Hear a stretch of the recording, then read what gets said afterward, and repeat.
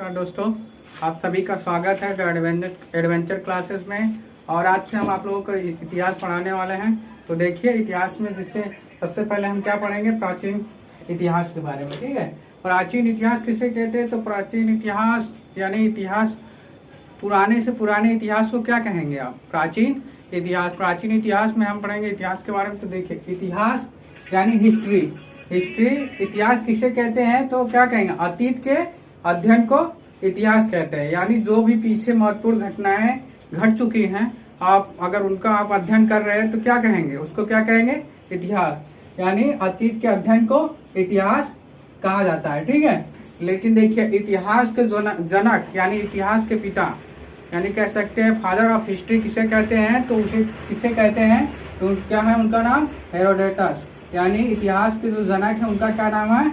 Herodotus. इन्होंने एक पुस्तक लिखी है, उसका क्या नाम है? हिस्टोरिका। एक पुस्तक लिखी हेरोडोटस ने, उसका नाम है हिस्टोरिका। ठीक है, इतिहास को इसके कालखंडों के आधार पर हम 3 भागों में पढ़ते हैं। पहला है प्रागैतिहासिक काल, और दूसरा है आद्य ऐतिहासिक काल। पहला है प्रागैतिहासिक काल, दूसरा आद्य ऐतिहासिक काल, और तीसरा ऐतिहासिक काल। ठीक है, प्रागैतिहासिक काल वह काल होता है जिस समय मानव पढ़ना लिखना नहीं जानता था, इसीलिए इसको क्या कहा गया, प्रागैतिहासिक काल।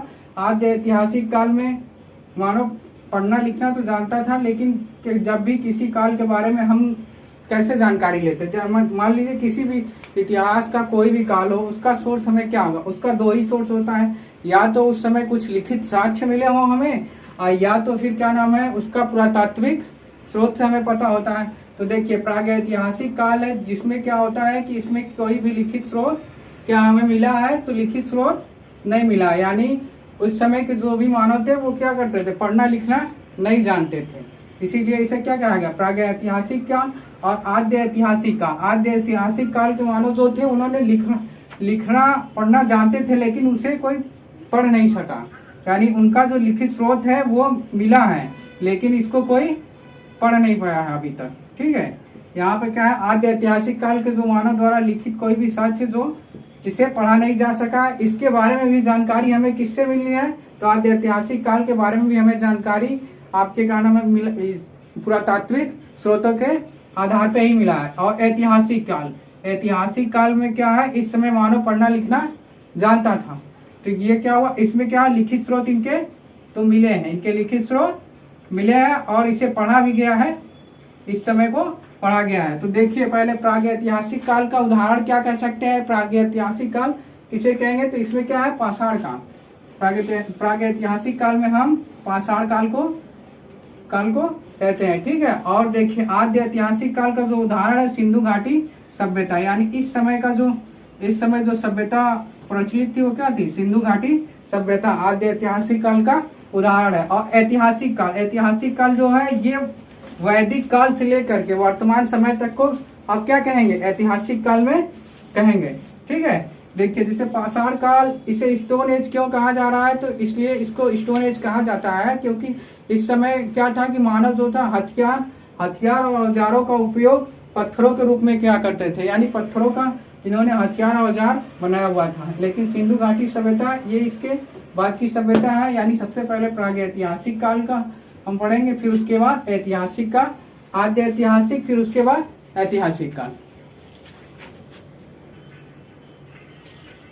चलिए अब देखते हैं पाषाण काल के बारे में। स्टोन एज यानी जब मानव क्या करते थे, पत्थरों का उपयोग करते थे अपने हथियार और औजार बनाने के लिए, तभी इसको क्या बोला गया, पाषाण काल। देखिए क्या करते, पाषाण काल का में क्या होता था कि मानव क्या करते थे, पत्थरों का उपयोग क्या करते, औजार एवं हथियार बनाने के लिए। इस सभ्यता की खोज जो सर्वप्रथम भारत में किसने की? तो रॉबर्ट ब्रूस फुट थे, जिन्होंने ये बताया कि ऐसी कोई सभ्यता है जो पाषाण काल की है। तो इसका नामकरण किसने किया? रॉबर्ट ब्रूस फुट ने। इन्होंने बताया कि भारत में इस सभ्यता के बारे में इन्होंने बताया, रॉबर्ट ब्रूस फुट ने, कि पाषाण काल होता है। ठीक है, और देखिए, पाषाण काल को 4 भागों में बांटा जाता है। पहला है पूरा पाषाण काल, दूसरा मध्य पाषाण काल, तीसरा नव पाषाण काल, और चौथा उत्तर पाषाण काल, या उसे ताम्र पाषाण काल कहते हैं।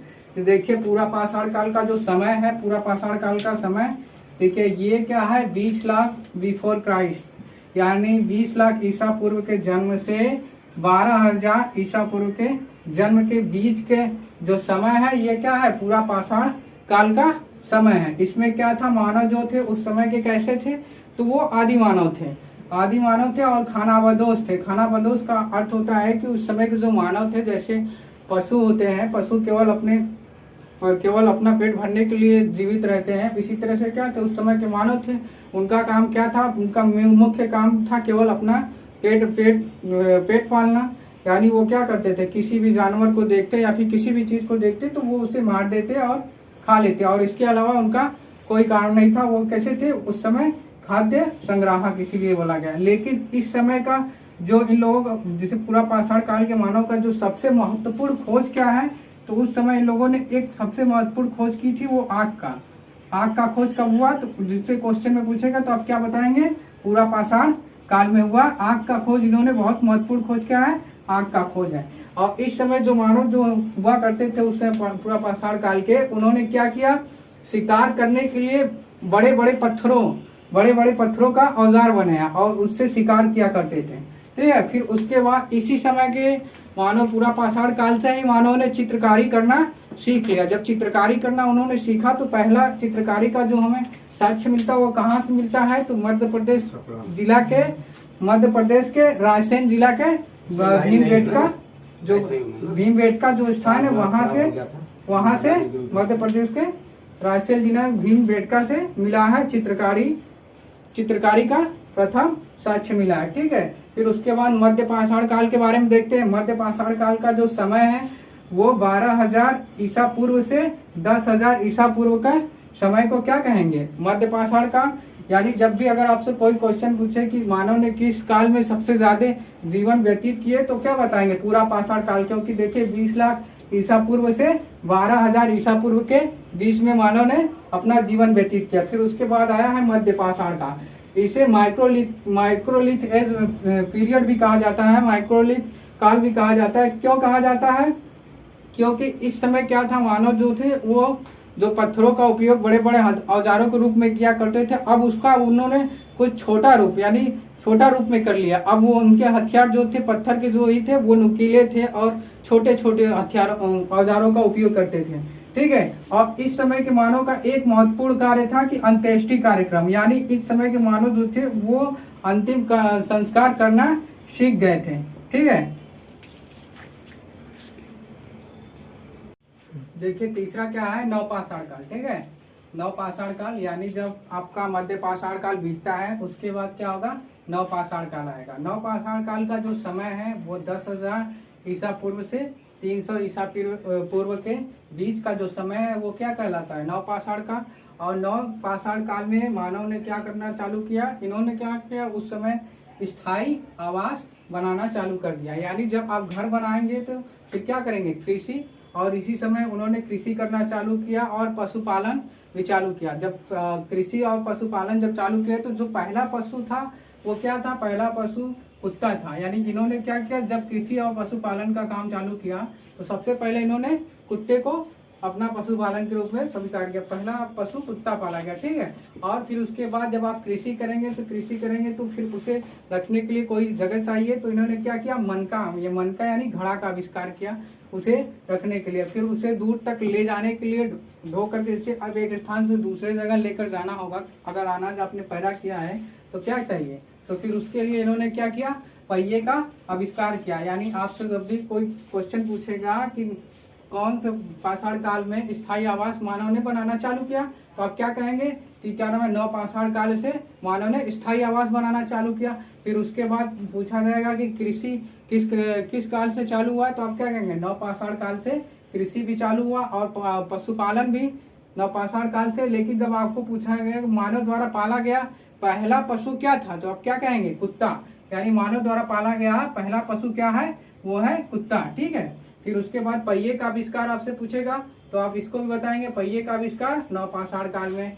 मनका यानी घड़े का आविष्कार कब हुआ, तो भी नवपाषाण काल में। देखिए पहली खेती जो है वो कहाँ पे हुआ था, तो 7,000 ईसा पूर्व में कहाँ पे हुआ, तो पाकिस्तान के मेहरगढ़ में, ठीक है। पहली खेती कहाँ हुआ? तो पाकिस्तान के मेहरगढ़ में सुलेमान और किरथर पहाड़ियों के बीच में। वहां पे पाकिस्तान में दो पहाड़ियां हैं, एक सुलेमान और किरथर। इन दोनों पहाड़ियों के बीच में मेहरगढ़ एक स्थान है, ठीक है, जो पाकिस्तान में स्थित है। वहां पे क्या हुआ? प्राचीनतम पहली खेती वहीं से मिला है, ठीक है। पहले खेती का साक्ष्य वहीं से पाकिस्तान के मेहरगढ़ से मिला है, जो कि कितने साल पूर्व का है? 7000 ईसा के जन्म से 7000 ईसा पूर्व का, ठीक है। और जो पहली खेती थी उसमें क्या बोया गया था? तो वो क्या है? वो है जौ और गेहूं, ठीक है। जौ और गेहूं का पहली खेती क्या क्या क्या हुआ था? तो क्या कहेंगे? जौ और गेहूं। फिर इसके बाद आता है ताम्रपाषाण काल। ताम्रपाषाण काल को उत्तर पाषाण काल कहते हैं, यानी जब किसी एक समय का अंत हो रहा है और किसी नई दूसरी सभ्यता का जब शुरुआत होता है तो उसको क्या कहते हैं? उत्तर बोलते हैं, ठीक है। तो ये क्या है? अब पाषाण काल का अंत होने वाला है और सिंधु घाटी सभ्यता का उदय होने वाला है। तो क्या हो रहा है कि अब ये जो ताम्र पाषाण काल है इसी को उत्तर पाषाण काल भी कहा जाता है, ठीक है। तो ताम्र पाषाण काल क्या हुआ? तो इसमें क्या हुआ कि मानव द्वारा सबसे महत्वपूर्ण चीज खोजी गई थी, क्या? वो पहली धातु थी, मानव द्वारा खोजी गई पहली धातु क्या है? इसमें क्या है? मानव द्वारा खोजी गई पहली धातु तांबा थी। इसी के कारण जब तांबा का खोज हो गया, इसके आगे हम आपको बताएंगे, जब क्या नाम है कि सिंधु घाटी सभ्यता में औद्योगिकरण का एक प्रमुख कारण यही था, तांबा का खोज, क्योंकि अब तो मानव तांबा से भी परिचित हो गया है। तो ठीक है, आज के लिए इतना ही, धन्यवाद। लेकिन आपसे एक बात और करना चाहते हैं कि अगर आपको वीडियो अच्छा लगा हो तो आप चैनल को सब्सक्राइब कीजिए, और जो भी नया दोस्त अभी इस चैनल पे जुड़ा हो वो उससे निवेदन कि आप क्या नाम है चैनल को सब्सक्राइब कर लीजिए, और वीडियो को अच्छा लगा तो वीडियो को लाइक कीजिए और अपने दोस्तों को भी शेयर कीजिए। धन्यवाद।